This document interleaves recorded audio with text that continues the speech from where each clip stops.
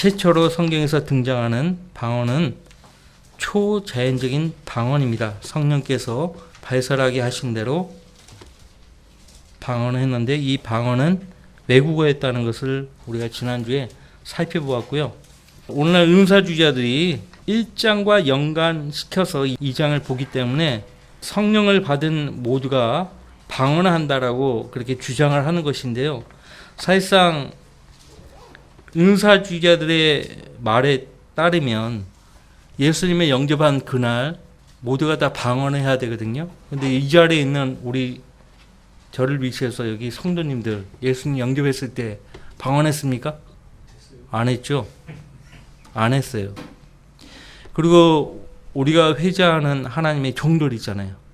마르틴 루터라든지 다 방언하지 않았어요. 근데 여기 2장 1절에 나오는 장소가 나오잖아요. 한 장소. 2장 1절 그 오순절 날이 되자 그들이 다 하나가 되어 한 장소에 모였는데 라고 했어요. 그래서 그 1장에 나오는 다락방이라고 그렇게 주장을 하는데 다락방이면 다락방이라고 하죠. 앞에 1장에서 다락방이라고 명시했잖아요. 거기 1장 13절 그들이 돌아가서 다락방으로 올라가니 그죠? 거기에는 베드로, 야고보, 요한, 안드레, 빌립, 도마, 바돌로메와 마테, 알페의 아들 야고보, 시알로 시몬과 야고보의 형제 유다가 머물고 있더라.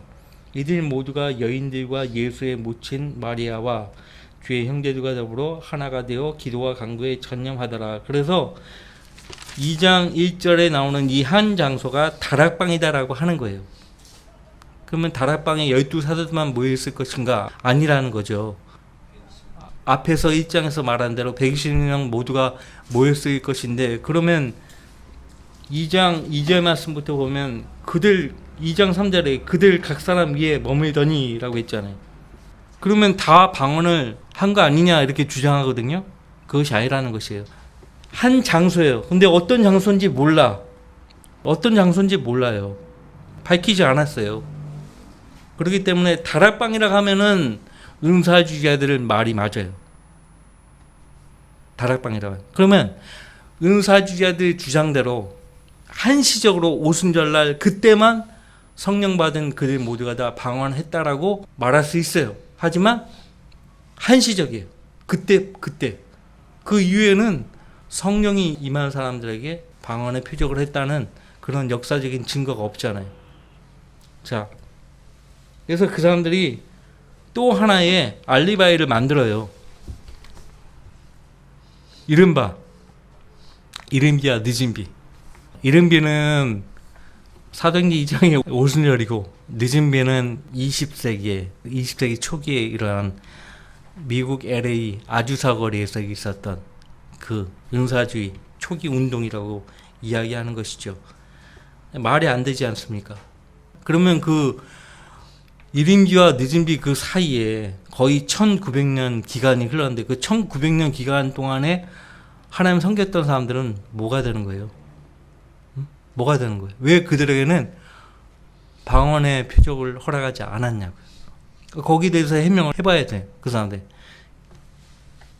어쨌든 2장에 나오는 그들이 다 하나가 되어 한 장소에 모였는데 했을 때 이 그들은 14절 보시죠. 그때 베드로가 11사도와 함께 일어서서 목소리를 높여 11사도와 베드로 그러니까 12사도들 뿐이 없었다는 것이죠. 그리고 더 나아가 여백에다가 적어 놓으셔야 돼. 그래야 은사주의자들 만나면 바르게 말할 수 있어요.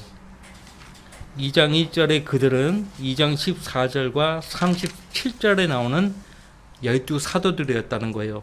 37절에 보시면 그들이 이 말을 듣고 마음에 찔림을 받아 베드로와 다른 사도들에게 말하기를 형제 여러분 우리가 어찌하여야 하리이까라고 하니 그러니까 그 유대인들에게 또 유대교 개종자들에게 오순절날 예루살렘 성전에 모였던 그들에게 방언으로 하나님의 말씀을 전했던 사람들은 성령을 받은 12사도들과 120명 모두가 아니라 12사도들이에요. 12사도들.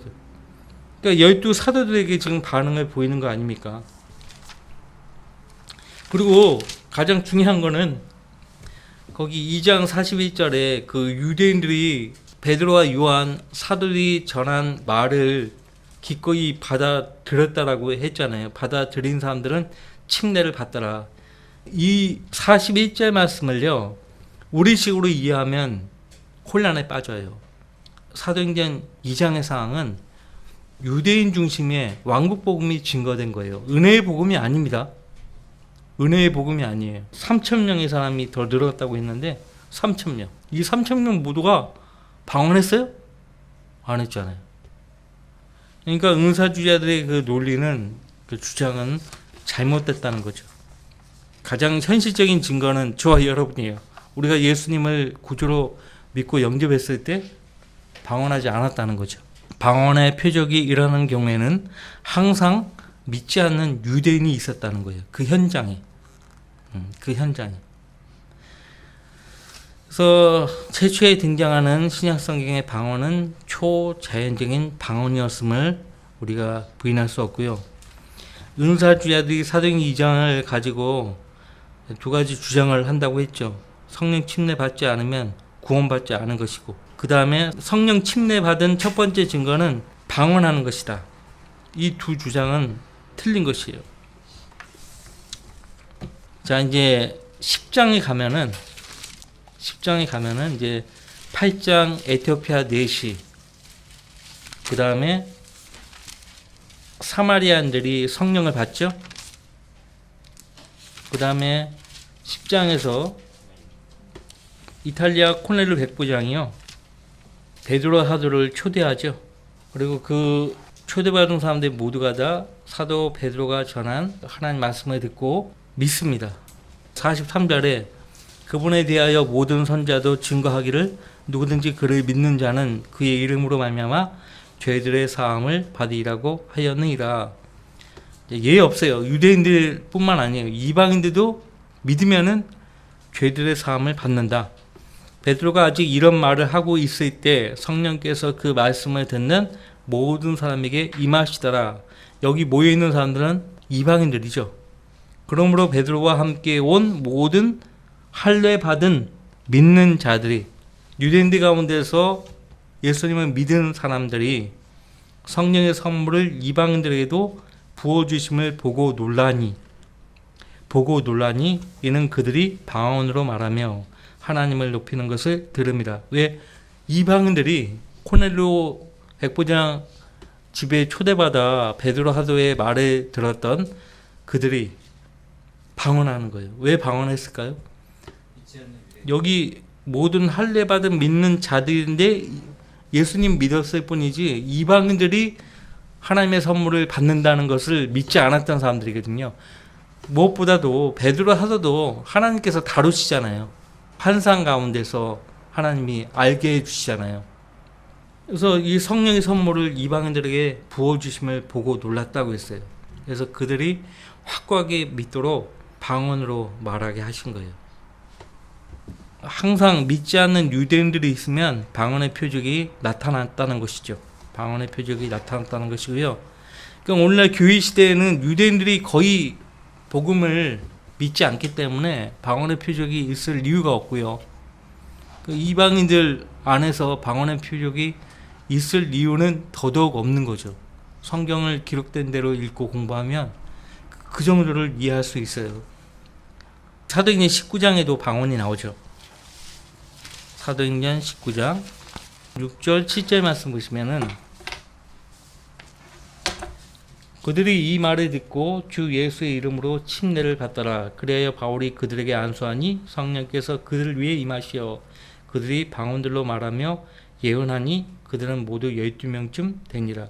그들 스스로 믿도록 방언을 하게 하신 거죠. 이런 예가 계속 나오는 게 아니에요. 이런 예가 계속 나오는 것이 아닙니다. 이들도 믿지 않았던 것이에요. 그런데 그들을 확고하게 믿도록 그들로 하여금 방언을 하게 하신 거죠. 방언들로 말하며 예언하니 그들은 모두 12명쯤 되니라. 자, 고린도전서 14장 보세요. 고린도전서 14장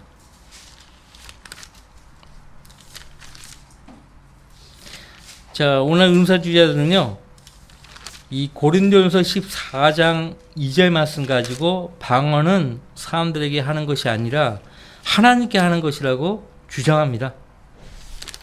그래서 방언은 영으로 하나님께 비밀을 말하는 것이기 때문에 방언을 하는 사람은 물론 듣는 사람도 천사도 마귀도 알아듣지 못하는데, 방언의 내용이랍치고 짓거리는 소리를 우리가 들어보면 하나님도 모두 다 알아듣지 못하는 헛소리예요, 헛소리.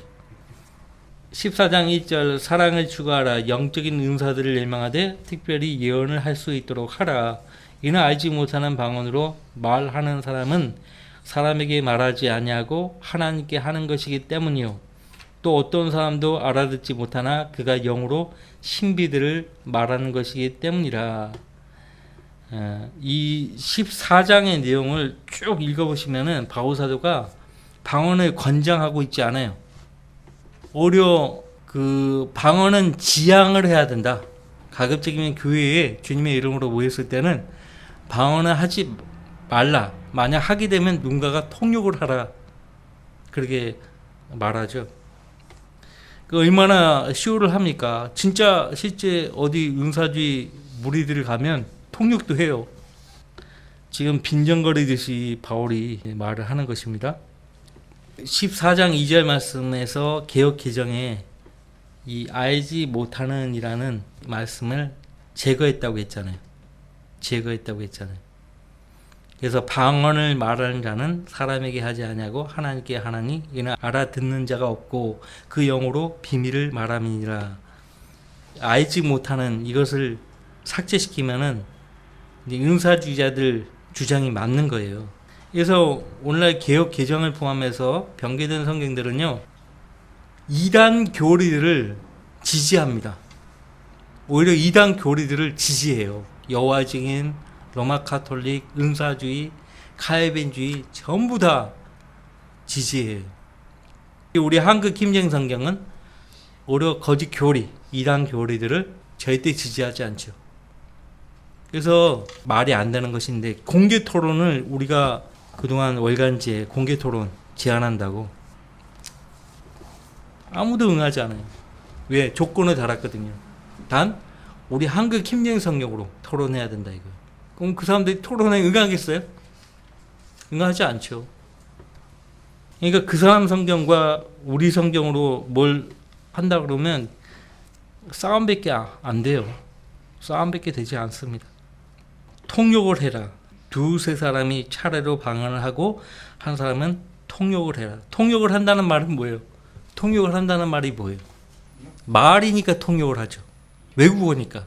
외국어도 아닌데 통역을 합니까? 상식적으로 생각해 보세요. 고린도예요. 고린도는 로마 제국 당시에 무역 항구로 아주 발달된 항구 도시입니다.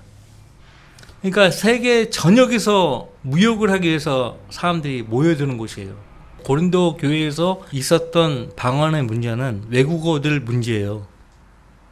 외국어들 문제예요. 근데 앉아있는 사람들은 그리스 사람들이 대부분인데, 자기가 좀 외국어를 좀 안다고 교회 안에 들어와가지고 막 그 외국어로 막 이야기해버리면은 앉아있는 성도 대부분이 알아듣지 못하죠. 안 그래요? 외부에서 하나님을 믿겠다고 어떤 사람이 찾아온다고 해보세요. 근데 뭐 자기가 들어가니까 뭐 자기가 알아듣지도 못하는 외국어로 막 이야기했었고 그러면 정신없죠. 미쳤다고 하거나 그렇게 하죠. 14장의 내용을 이미 다 아시니까 세세한 세부사항까지 이야기하지 않겠습니다. 자, 이는 알지 못하는 방언으로 말하는 사람은 사람에게 말하지 아니하고 하나님께 하는 것이기 때문이요. 또 어떤 사람도 알아듣지 못하나 그가 영으로 신비들을 말하는 것이기 때문이라. 자, 이 말씀에 대해서요, 차근차근 제가 설명을 해드릴게요. 사람에게 말하지 아니하고 하나님께 하는 것이기 때문이요 라고 했잖아요. 그러니까 방언을 회중이 못 알아듣게 되면 결국 하나님만 아신다는 거예요. 빈정거리듯이 이렇게 말을 하고 있다고요, 바울사도가. 또 어떤 사람도 알아듣지 못하나 그가 영으로 신비들을 말하는 것이기 때문이라. 아무도 방언하는 그 사람의 말을 깨닫지 못한다는 거예요. 그러니까 방언하는 그 사람까지 자기 방언을 이해하지 못한다는 뜻이 결코 아닙니다. 그가 영으로 신비들을 말하는 것이기 때문이라. 이게 무슨 말인가? 하나님께서 신비들을 모르셔가지고 인간의 영을 통해 그것을 듣고 배우셔야 하는 것인가? 이런 의도로 지금 바울사도가 말을 하는 거예요. 빈정거리듯이. 여기서 말하는 영은 성령님이 아니에요. 방언을 하는 그 사람 자신의 영이에요. 만일 내가 알지 못하는 방언으로 기도하면 내 영은 기도하는 것이지만 14장 14절 말씀. 바울사도가요. 지금 방언에 대해서 빈정거리듯이 말하고 있어요. 영어로 신비들을 말한다는 것은 방언을 알아듣지 못하는 회중이 방언하는 그 사람이 외국어로 하나님께 어떤 신비스러운 것들을 말하는 것처럼 여기게 된다는 의미로 하는 말이고요. 모든 사람이 알아듣는 예언과 비교했을 때 알지 못하는 방언은 통역하지 않는 한 신비롭게 비칠 수밖에 없는 한계를 가지고 있다는 것을 바울사도가 말하고 있는 것이에요. 14장 28절 말씀 보시면 그러나 만일 통역하는 자가 없거든 교회에서는 조용히 하고 자신과 하나님께만 말하라. 뭐 통역대 세우는 그런 은사주의 교회도 있지만 대체적으로 통역자를 세우지 않고 자기들 멋대로 말하죠. 시끄러워요, 굉장히. 개구리 우는 소리 들어보셨어요? 온갖 짐승 소리. 그래서 럭카 목사님은 지옥에서 올라오는 짐승의 소리라고 그렇게 말씀하셨어요. 그런 소리는 못 들어보는 소리예요. 럭카 목사님은 지옥에서 올라오는 짐승의 소리라고 그렇게 규명을 하셨어요. 그 기원이 악령이요, 악령. 성령이 아니에요. 거룩한 영으로 하는 것이 아니에요. 그러니까 방언을 받아서 이야기하는 사람들은 제정신이 아닙니다. 악령을 받은 사람들이에요. 정상적인 사람들이 아니에요. 진짜요. 그 사람들이 정상적인 생활을 하겠어요? 뭔가 문제가 있죠. 문제가 많이 생겨요, 그 사람들은. 가정생활도 못할걸요. 소위 말해서 직장생활도 못할 거예요. 사회생활도 못할 거예요. 방언은 은사주야들의 주장처럼 방언하는 당사자 스스로도 알아듣지 못하는 비밀이 아닙니다. 방언이 비밀이라면 왜 통역해서 말해야 합니까? 외국어니까 통역이 가능한 것이죠. 자, 14절 말씀 보세요. 14장 14절. 고린도전서 14장 14절. 이러한 내용은 우리 네이버 교회 카페에 올려놨었습니다. 옛날에 정리해서 올려놓은 게 있어요. 14장 14절. 만일 내가 알지 못하는 방언으로 기도하면 내용은 기도하는 것이지만 나의 지각은 열매를 맺지 못하리라. 영은 기도하는데 지각은 열매를 맺지 못한다 이거예요. 부정적으로 말하고 있죠. 방언 기도는 방언하는 사람의 영만 알고 있을 뿐 방언하는 그 사람 자신은 그 의미를 모르기 때문에 지각에 열매를 맺지 못한다라고 바울사도가 말하고 있는 것입니다. 개역 성경에는 뭐라고 되어 있는가? 지각이라고 되어 있잖아요, 우리 성경에. 근데 마음이라고 고쳐버렸어요. 내가 만일 방언으로 기도하면 나의 영이 기도하거니와 나의 마음은 열매를 맺히지 못하리라.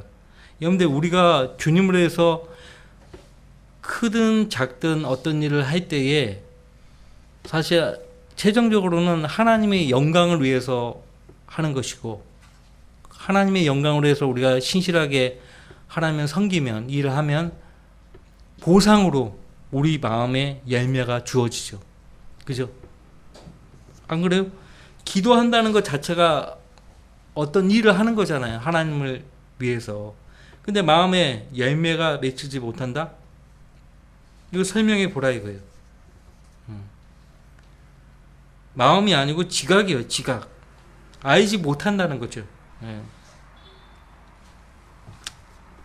여러분들 나도 모르고 내 영도 모르고, 그러니까 내 영과 하나님 사이에 어떤 비밀스럽게 하는 기도라면, 내 지각도 모르는 사이에서 내 영과 하나님 사이에 어떤 비밀스럽게 기도를 하는 것이 방언이라면, 그 방언 못하는 사람들은 하나님과 대화를 못하는 거예요.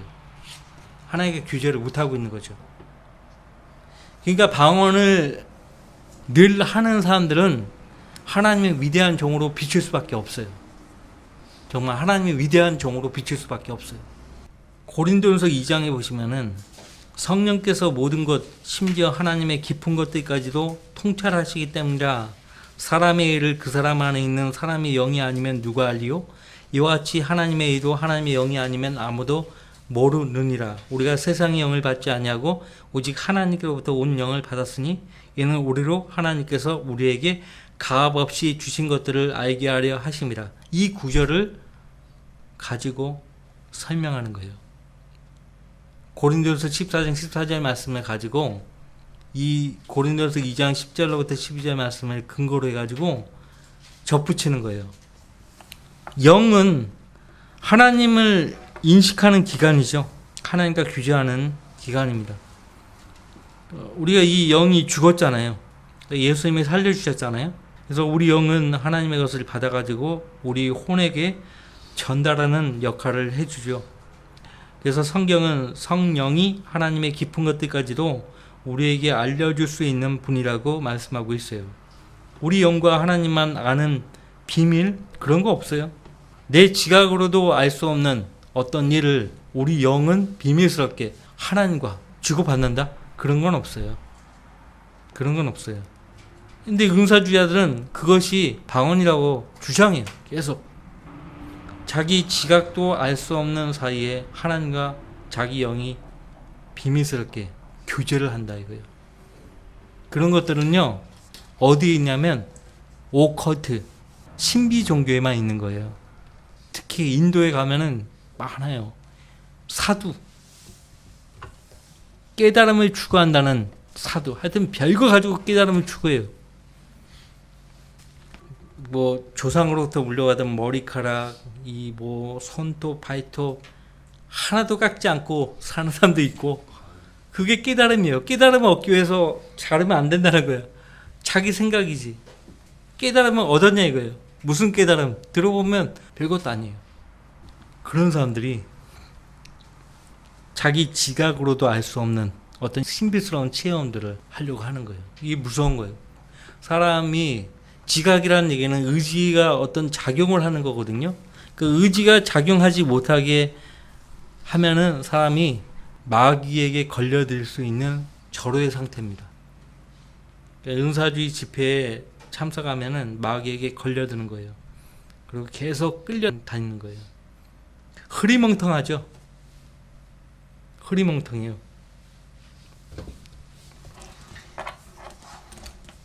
그런데 가면은 마귀가 들어가서 마귀가 시킨 대로 하게 된다고요.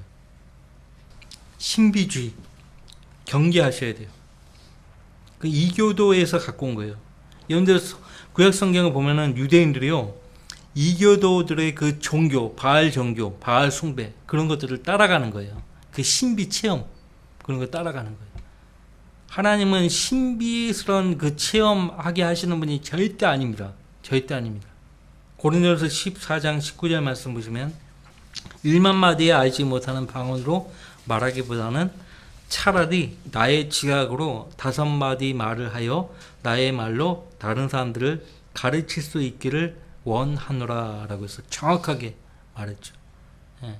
그러니까 방언이라는 문제 때문에 고린도 교회가요 혼란스럽게 되었어요. 아주 혼란스러웠어요. 그래서 교회의 질서를 회복하고자 바울 사도가 이 방언을 바로잡기 위해서 고린도전서 12장부터 14장까지 아주 장대하게 설명을 해야 했습니다. 나의 영으로 하는 알지 못하는 방언과 나의 지각으로 하는 나의 말의 차이를 분간할 수 있어야 돼요. 나의 지각, 예. 지각이 뭐예요? 이해한다는 거잖아요. understanding. 나의 말로, 나의 지각은 나의 말로와 같은 것이에요. 그러니까 나의 말은 내가 직접 깨닫고 이해하고 내뱉는 말이 되어야 한다는 거죠. 그러면 어찌하리요? 내가 영으로 기도하겠고 지각으로도 기도하겠으며 내가 영으로 찬양하겠고 지각으로도 찬양하리라. 지각이라는 말이 굉장히 많이 나오죠. 이 말씀에서 영으로만이 아니라 지각으로도 기도하고 찬양하겠다는 것은요, 초자연적인 방언의 은사가 아니고 내가 직접 깨달아서 하는 나의 말로 하나님께 기도하고 찬양하겠다는 그런 의미로 하는 말이에요.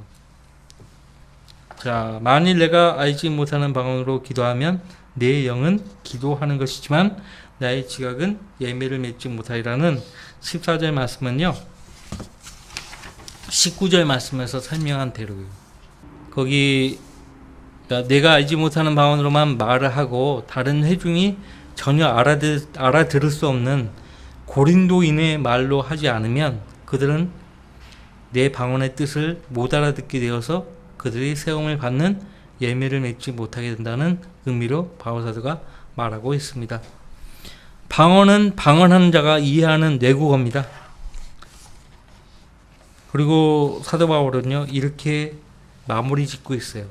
14장 30절에 만일 누구든지 자기를 선지자나 영적인 사람으로 생각한다면 내가 너에게 쓰는 그들이 주의 명령들임을 인식해야 할 것이다. 외국어를 더 많이 구사할 수 있다고 해서 그것이 영적인 거냐? 그건 아니에요. 그리고 오늘날 응살주야들은 자기가 방언을 하면서 신비 체험을 많이 하니까 나는 보통 성도들보다 더 영적인 사람이다, 이렇게 생각할 수 있거든요. 실제 그 사람들이 그렇게 행동을 해요. 항상 사람을 볼 때 아래로 봐요. 체험을 많이 하는 사람들은 보면은 상대방을 대할 때 아래로 봐요. 아래로 본다고. 나는 그런 사람들을 많이 봤거든요. 방언을 좀 한다시고 사람들을 대할 때 아래로 보는 사람들을 많이 봤거든요. 난 경멸해요, 그냥. 우리 다 그러잖아요. 경멸해. 쳐다도 보지 않아요. 우리는 단도직입적으로 묻죠. 당신이 그렇게 방언을 많이 하고 성령 체험을 많이 하는데 얼마나 많은 잃어버린 죄인들에게 복음을 전해서 그들을 주께로 인도하느냐, 이거예요. 그만 아무 소리 못해요. 당신이 예수님을 믿고 나서 몇 명이나 주님께 인도했느냐, 아무 소리 못해요. 그 사람들에게 복음을 전하고 사느냐, 이거예요. 아무 소리 못해요. 자, 하나님은 혼란의 창시자가 아니라 화평의 창시자이시다라고 바울사도가 정리를 합니다. 그리고 모든 일을 품위 있게 하고 또 질서 있게 하라고 했어요. 품위 있게 하고 또 질서 있게 하라. 어느 교회를 가니까 막 정신이 하나도 없어요. 이건 성경대로 있는 교회는 누가 봐도 품위 있는 교회, 질서 있는 교회가 되어야 합니다. 그죠?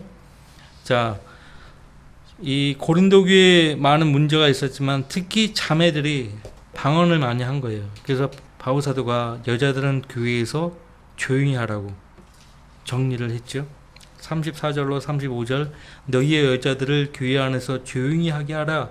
그들이 말하는 것이 허락되지 아니하였으니 이는 여자들이 교회 안에서 말하는 것은 수치임이니라. 그럼 아무 말도 하지 말아야 되는가? 그런 의도로 하는 말이 아니죠.